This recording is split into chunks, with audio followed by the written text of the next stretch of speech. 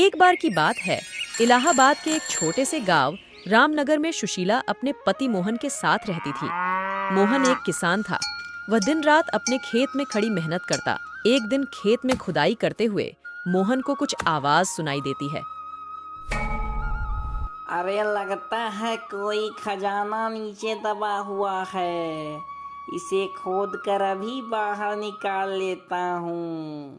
जब मोहन खुदाई करता है तो उसे खुदाई करते हुए एक संदूक मिल जाता है। संदूक को देखकर मोहन कहता है, अरे लगता है मेरी किस्मत खुल गई है। मैंने सुना है पहले के राजा महाराजा संदूकों में सोना चांदी रखते थे। तभी अचानक संदूक जोर जोर से हिलने लगता है और देखते ही देखते संदूक में से एक कंकाल बाहर निकलता है। कंकाल को देख मोहन डर जाता है और कहता है, अरे मोरी मैया, ये कंकाल कहाँ से आ गया भाई? मैं बरसों से इस संदूक में कैद था। तूने मुझे आजाद कर दिया। अब चल, तू मुझे अपने साथ अपने घर ले चल। अरे नहीं नहीं, अगर हमारी बीबी को पता चला कि हम भूत लेके आया हूँ, वो तो मुझे कच्चा चबा जाएगी। अगर तू मुझे अपने साथ नहीं ले गया तो मैं तुझे और तेरी बीबी दोनों को मार दूंगा। अरे ये क्या मुसीबत है। ठीक है, चलो मेरे साथ। फिर कंकाल मोहन के पीछे पीछे उसके घर चल देता है। घर जाते ही मोहन अपनी पत्नी को आवाज लगाता है, अरे सुशीला, अरे कहाँ हो? अरे क्या है, क्यों इतना चिल्ला रहे हो? और ये किस मरे हुए इंसान की हड्डी उठा लाए? ए बदतमीज औरत, तू बहुत ज्यादा बोलती है। मैं तुम दोनों को मार डालूंगा। इतना सुनते ही दोनों घबरा जाते हैं और कहते हैं, नहीं नहीं कंकाल भैया, हमको मत मारो। तुम जो बोलोगे हम वही करेंगे। अरे नहीं कंकाल जी, हमें मत मारिए। ठीक है, पर तुम लोग मुझे डेली खून पिलाओगे, और अगर तुम लोगों ने एक भी दिन गैप किया तो मैं तुम्हें मार डालूंगा।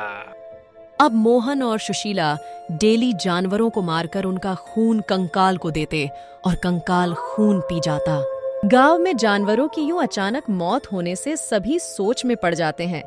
तभी गांव का मुखिया कहता है, समझ नहीं आता ये रोज रोज जानवरों को कौन मार रहा है। हमें इस पर नजर रखना होगा।